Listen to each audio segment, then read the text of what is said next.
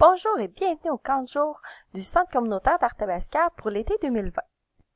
Donc bonjour, je me présente, mon nom est Mylène Provencher, je suis superviseur des services au niveau du Centre communautaire d'Arthabasca et du Mont-Arthabasca. Donc moi ici, j'agis comme gestionnaire du camp de jour pour le Centre communautaire. Donc ça fait plus d'une dizaine d'années que je m'occupe du camp de jour ici. Donc soyez assurés que vos enfants sont entre bonnes mains. Pour commencer, je vais vous présenter le contenu de la présentation. Donc, je vais vous énumérer là, ce qu'on va voir là, tout au long de ce petit vidéo. Puis, par la suite, tout simplement, là, le but de ce guide, c'est de vous outiller pour l'été qui s'en vient, de vous informer au niveau des directives gouvernementales et comment nous, on a procédé afin de répondre à ces critères-là et vous apporter l'information essentielle pour que tout le monde puisse passer un bel été. Donc, au niveau de la présentation, ce qu'on va voir, c'est que je vais vous présenter le personnel qui va être dans l'entourage de votre enfant. Donc, je vais vous faire également là, mon petit mot de bienvenue.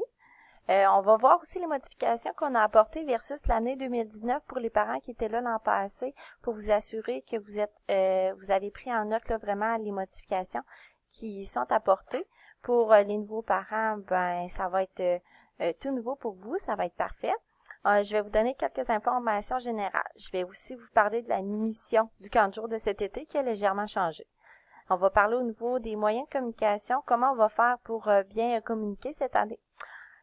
Par la suite, on a 4 indicateurs qui nous ont été imposés à respecter, dont la distanciation physique qu'on va voir là par la suite là, au niveau des activités extérieures également, les mesures d'hygiène et diminuer les contacts entre les enfants, mais aussi avec le matériel.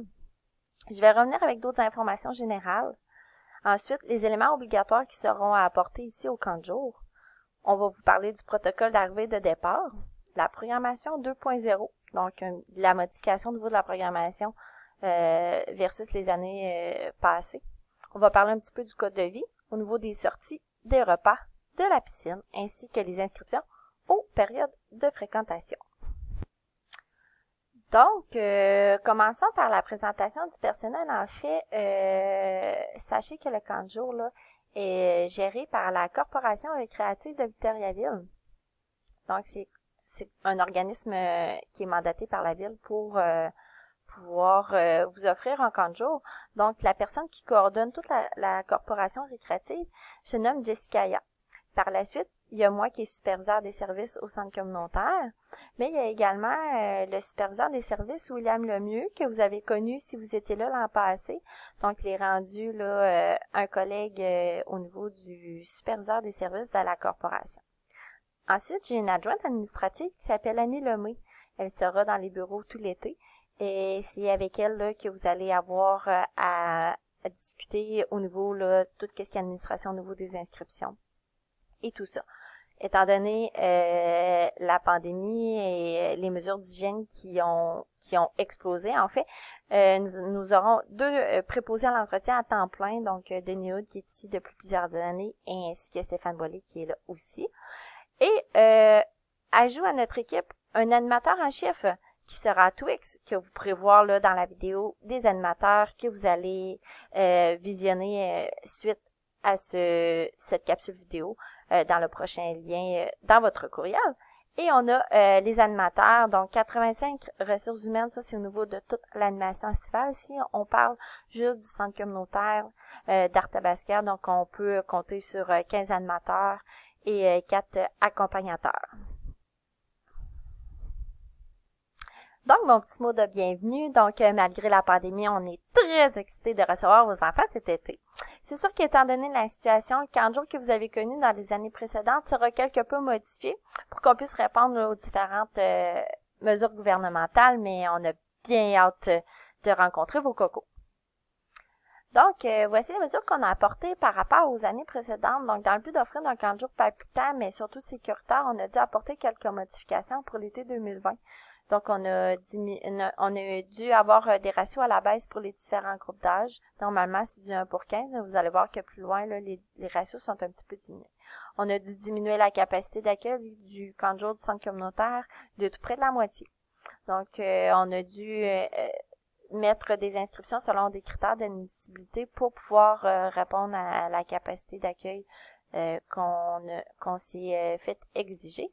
Et nous allons limiter les sorties à l'extérieur pour ne pas être obligé de prendre l'autobus, ce qui compliquait beaucoup le principe et les choses. Et surtout que les fournisseurs, on n'a pas toujours le contrôle sur les mesures d'hygiène des endroits où nous rendons. Donc, on a préféré là, éliminer les sorties extérieures. On va en reparler un petit peu plus loin. Par la suite, on a aussi les accès à la piscine qui seront limités. Donc, chaque enfant ne pourra pas y aller à tous les jours. Au départ, on n'y allait pas du tout. Avec l'évolution, on va pouvoir y aller quelques fois, mais on ne pourra pas y aller à tous les jours. Au niveau de la date de fin du camp de jour, je sais qu'habituellement, on est dans la possibilité de pouvoir vous offrir un camp de jour le plus près possible de l'ouverture des classes. Cette année, étant donné le contexte, c'était beaucoup plus difficile de pouvoir vous offrir un bon service sécuritaire jusqu'au 20, dans la semaine du 19 août. Donc, on a préféré pouvoir vous offrir un camp de jour de qualité sécuritaire jusqu'au 14 août. Et au niveau des heures d'ouverture, étant donné que le personnel doit rester avec le même groupe, ou du moins le plus possible, nos animateurs n'étaient pas en mesure de pouvoir faire du 7h à 18h à tous les jours pendant 5 jours. Donc, on a dû diminuer nos heures d'ouverture. Et nous allons suivre les cadres directives de la santé publique le plus possible. Donc, finalement, au niveau des informations générales, donc on va être ouvert du 29 juin au 14 août 2020. On sera ouvert au niveau du 1er juillet également. Au niveau des heures d'ouverture, ce sera de 7h45 à 16h45. Donc, de 7h45 à 9h, c'est l'arrivée des enfants. Ils vont être en jeu libre avec un animateur. De 9h à 16h, ça va être des activités qui vont être programmées par les animateurs. Et de 16h à 16h45, c'est au niveau du départ des enfants. Et ils retourneront en jeu libre. Pour faciliter la tâche, nous vous demandons d'arriver avant 9h. Vous avez mis une heure d'arrivée. Lorsque vous avez inscrit votre enfant et une heure de départ, on vous demanderait de le respecter le plus possible, ce qui est beaucoup plus facile pour nous au niveau de l'organisation et de pouvoir répondre le plus aux directives gouvernementales également. Donc, si vous pouvez arriver à l'heure que vous avez précisé sur le formulaire, c'est bien apprécié, et avant 9h, s'il vous plaît. Donc, s'il y a un enfant qui arrive plus tôt que 7h45, nous, on n'est pas responsable de l'enfant, malheureusement. Donc, c'est à vous de voir là, à arriver à 7h45 et non avant. S'il quitte plus tard que les heures d'ouverture régulières du camp de jour, ben des frais de $2 par 5 minutes de retard seront facturés. Prenez note que l'heure de la personne à l'accueil sera celle que nous utiliserons pour calculer les frais. Faut également savoir que nos animateurs y auront des grosses journées cette année, donc aidez-nous à respecter l'horaire afin de garder nos animateurs en forme. Donc, la mission du camp de jour, normalement, c'est d'offrir des activités sportives, artistiques, récréatives et socio-éducatives où le plaisir et la santé des enfants ont une priorité. Contribuer au développement de l'autonomie, du jeu libre et de l'adoption de saines habitudes de vie. Permettre aux jeunes de s'impliquer dans une vie de groupe, de quartier et découvrir le milieu. Tout ça fait encore partie de notre mission, mais notre but ultime est vraiment d'animer, divertir et permettre à vos enfants de s'amuser dans le contexte de la pandémie actuelle, notre nouvelle mission pour l'été 2020. Donc, afin que tout se déroule bien avec les procédures mises en place, nous avons besoin de votre aide, chers parents. Ainsi, nous allons vous présenter quelques directives à respecter pour cet été 2020. Donc, au niveau des moyens de communication qu'on va utiliser, on va vous demander de prendre connaissance de vos courriels le plus fréquemment possible. Ça va être le moyen qu'on va privilégier pour communiquer avec vous. Si vous avez besoin de communiquer avec nous, vous pourrez utiliser l'adresse qui apparaît sur l'écran pour pouvoir donner les directives dont vous avez besoin. L'information, il sera aussi directement affichée au centre communautaire. Donc, quand vous allez venir, si on a des choses à vous faire part, ils seront écrits et vous seront mis à l'extérieur pour que vous puissiez visualiser l'information. On vous demande également d'aimer notre page Facebook si possible. Je sais que ça a été demandé dans le courriel précédent. Si c'est pas déjà fait, on vous demanderait là d'aimer notre page. On y met aussi de l'information. Vous pouvez toujours nous contacter par téléphone au 819-751-4636 Et pour nous parler en personne, on vous demanderait de prendre rendez-vous étant donné les conditions actuelles. On doit limiter l'accès au centre communautaire à l'intérieur, donc on y va par prise de rendez-vous. Donc au niveau de notre engagement en lien avec la pandémie actuelle, c'est sûr que nous, on s'engage à respecter les consignes sanitaires qu'on va voir un petit peu plus loin. Et sachez qu'on s'est inspiré beaucoup du milieu scolaire. Il y a certaines directives qui sont différentes du milieu scolaire au service de garde et au camp de jour. Donc, on s'est inspiré d'eux pour aller chercher le meilleur de un petit peu partout. Donc, je vais vous présenter les 4 indicateurs clés à respecter cet été. Donc, tout le camp de jour a été modifié et arrangé pour répondre à ces 4 indicateurs-là. Donc, les activités devront respecter la distanciation sociale de 1 mètre entre les enfants et de 2 mètres entre le personnel. Les activités extérieures seront privilégiées plutôt que les activités intérieures. La mise en place de mesures d'hygiène individuelle, accès à des stations de lavage de mains, accès à des toilettes selon un horaire préétabli, un protocole en place pour la désinfection des lieux et du matériel. On va privilégier les activités qui vont diminuer le contact entre les personnes et entre le matériel aussi le plus possible en ayant une banque de jeux déjà préétablie pour répondre à ces critères. Donc, voyons comment on a répondu aux critères de la distanciation. Donc, nous allons exiger 1 mètre entre les enfants. Ça ici, c'est les directives qu'on doit respecter. Les adultes entre les adultes et les adultes entre les enfants devront respecter un 2 mètres. Une même bulle pour les enfants d'une même cellule familiale, donc les frères et sœurs pourront être dans une même bulle, donc il n'y aura pas de distanciation à effectuer dans ce cas-là. Le nombre de participants maximal par local a été calculé afin de respecter la distanciation de 1 mètre. On va identifier des aires spécifiques. On va assigner des places à chacun des enfants. Il va y avoir de l'affichage au sol afin de pouvoir respecter cette distanciation. Et un nombre maximal de participants qui peut se retrouver dans le local aussi a été établi pour respecter toujours la distanciation physique. Donc, tantôt, on a parlé un petit peu des ratios. Donc, les voici. Donc, pour les enfants de 5 à 6 ans, ça va être un ratio de 1 pour 1 animateur pour 10 enfants. Les 7-8 ans, 1 animateur pour 12 enfants. Et le groupe d'âge des 9-12 ans, un animateur pour 15 enfants. C'est sûr que selon la fréquentation à chaque semaine et à chaque jour, le ratio peut être diminué considérablement, mais n'ira jamais au-delà des quantités exigées par le directeur national de la santé publique. Donc maintenant, on va parler de la deuxième directive qu'on a dû respecter, soit les activités extérieures. Donc, pour répondre à la directive des activités extérieures, tous les repas et les activités vont se dérouler majoritairement à l'extérieur, en fait, dès que c'est possible. Dans les cas où il y aurait du mauvais temps ou encore des chaleurs accablantes, les enfants auront accès à l'intérieur sans problème dans un local qui leur sera assis. Étant donné que les activités auront lieu majoritairement à l'extérieur, ça serait super important de suivre la directive suivante, soit d'appliquer de la crème solaire avant le départ de l'enfant à la maison. Mais aussi, nous, on s'engage à avoir une routine rigoureuse durant la journée pour l'application de la crème solaire. Donc, vous faites votre part le matin et nous, on fait notre part durant la journée. Au niveau de la troisième directive, on parle des mesures d'hygiène. Donc, au niveau des mesures d'hygiène, nous allons avoir 2 préposés à l'entretien assignés à temps plein. On a un protocole de désinfection du matériel après chaque utilisation qui a été instauré. Et au niveau de l'hygiène des mains pour tous, à l'arrivée et au départ, avant et après avoir mangé, en entrée et en sortant des locaux, donc on va se laver fréquemment les mains, le plus possible avec de l'eau et du savon. Donc, nous aurons également des locales qui seront assignés à chaque groupe.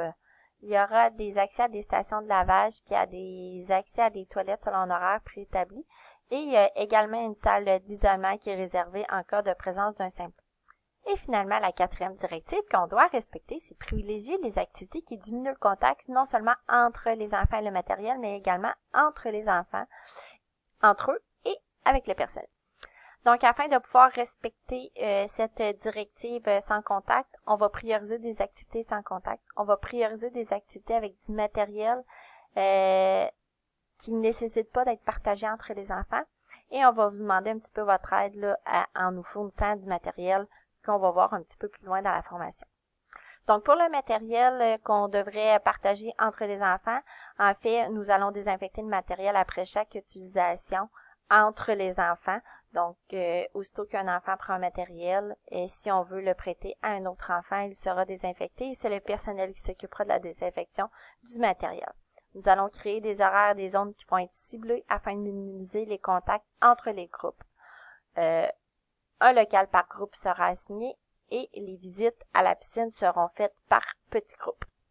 Donc, maintenant qu'on a vu les 4 directives qui nous ont été exigées par la santé publique, on va voir quelques informations générales. Donc, afin de limiter l'échange de matériel entre les enfants, nous demandons aux parents de fournir certains items en début d'année. En fait, il y a des aimants obligatoires qui sont là tout le temps, mais on va avoir également des éléments qui vont être obligatoires, mais en raison du COVID-19. Donc, les éléments obligatoires habituels, on demande toujours des espadrilles ou des sandales fermées au bout et bien attachées à la cheville. En fait, c'est de pouvoir permettre à l'enfant de faire peu importe quel jeu. Donc, si on joue au soccer, on veut pas que l'enfant se blesse. Si on a à courir, on veut pas que la sandale sorte du pied. Donc, idéalement, espadrilles ou sandales bien fermées au bout. Des vêtements confortables pour pouvoir faire des pirouettes, pour pouvoir sauter, pour être à l'aise de faire peu importe l'activité. La crème solaire, ça va prendre un pot par enfant. On ne pourra pas partager les pots entre les enfants. S'il y a plus d'un enfant par famille, on vous demande d'avoir un pot par enfant.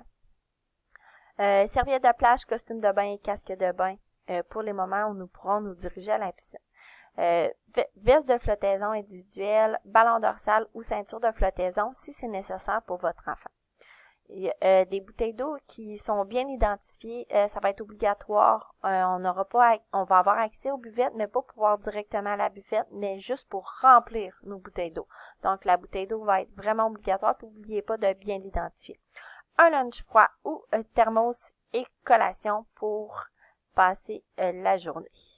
Donc, à tout ceci s'ajoutent les éléments qui sont obligatoires en raison du COVID. Donc, on vous demande d'apporter le coffre à crayon qui est utilisé à l'école, qui va contenir minimalement de la colle, des ciseaux, crayon de plomb, efface, taille-crayon et crayon à colorier. S'il y a autre chose à l'intérieur du coffre à crayon, il n'y a pas de problème, mais on demande un minimum de matériel. Du linge de rechange et de la crème à main si jamais les mains de vos cocos commencent à être gercées. Il n'y a pas de problème, ils pourront utiliser leur crème à main. De plus, pour les temps libres, le matin et le soir et dans les périodes de transition, nous vous demandons d'apporter quelques jouets individuels de la maison selon les directives suivantes. Donc, tous les objets doivent entrer dans un sac Ziploc qui peut être transporté dans le sac à dos. Tous les objets doivent être désinfectés à la maison avant d'être apportés au CCA. Tout objet cellulaire, tablette électronique, appareil photo ou autres objets électroniques sont interdits d'apporter au CCA. Donc, quelques exemples d'objets, donc des craies, des voitures, des figurines ou des cartes. Donc, on va voir maintenant comment l'arrivée et les départs vont s'effectuer cet été.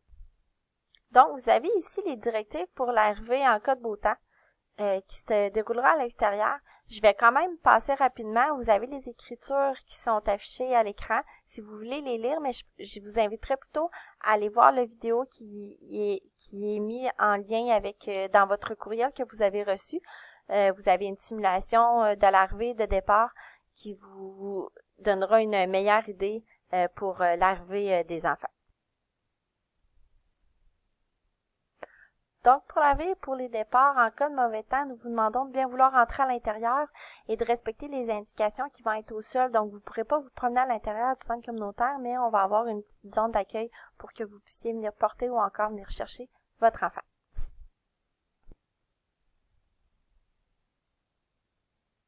Donc, si on parle au niveau de la programmation, on l'a appelé 2.0 étant donné que c'est une toute nouvelle programmation. Donc, on a une équipe d'animateurs qui travaille activement très fort afin d'offrir une programmation diversifiée pour amuser vos enfants cet été, tout en respectant les mesures gouvernementales de la santé publique. Donc, on est encore en train de travailler sur la programmation. Donc, on n'est pas en mesure présentement de pouvoir vous offrir un calendrier fixe pour incluant les activités. Donc, suivez vos courriels. On va vous donner de l'information au niveau de la programmation.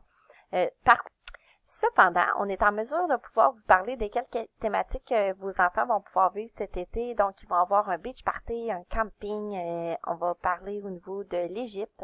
Il va y avoir une fête d'ouverture qui va être sous le thème de la fête du Canada. La fête de fermeture va être sous principe de festival. On va fêter l'Halloween, le bal masqué, la fête foraine. Et toutes ces informations-là vont vous être transmises au fur et à la mesure si jamais vous avez des choses à apporter qui ne seront pas compliquées, ne vous inquiétez pas. Donc, il y a 4 règles importantes au camp de jour. Donc, seulement 4, c'est bien important de les respecter. Donc, c'est de participer activement aux activités. On s'implique et on démontre une attitude positive et on fait preuve d'ouverture et favoriser un bon climat pour le groupe.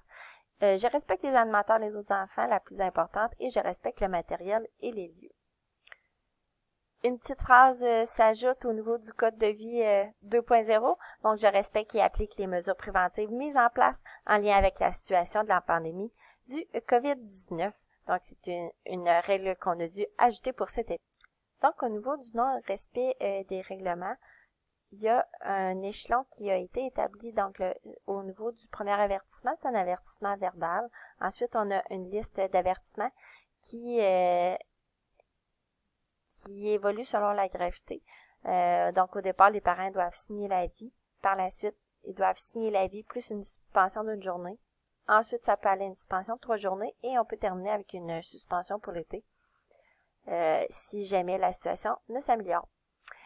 Et on a dû instaurer également une politique d'exclusion en cas de COVID-19. Donc, un enfant ou un parent qui ne respecte pas les directives mises en place pourrait être exclu du camp de jour pour la saison 2020 afin de protéger Donc, on en a parlé un petit peu tantôt. Donc, au niveau des sorties, on est dans l'obligation d'annuler toutes les sorties qui étaient prévues au calendrier 2020. Donc, on vous remercie de comprendre la situation. Dans le cas où il y aurait des petites sorties locales, aucun autobus ne sera utilisé comme transport, donc on va privilégier les petites sorties tout près de notre environnement. Donc, c'est important aussi de savoir qu'au niveau des repas et des collations, exceptionnellement en raison des directives de la santé publique, le service de traiteur ne sera pas disponible cette année.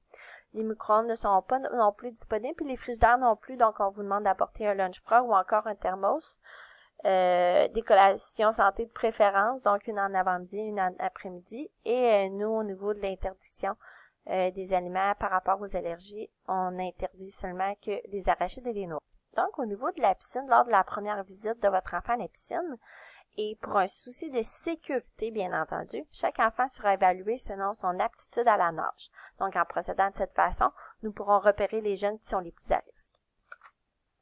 Finalement, l'information très importante qu'on aimerait vous mentionner avant de quitter ce petit capsule vidéo, c'est de ne pas oublier d'aller inscrire votre enfant à chacune des journées du camp de jour. Donc, une fois que l'inscription de base est faite, vous devez venir inscrire vos enfants aux journées que vous voulez que votre enfant soit présent au camp de jour.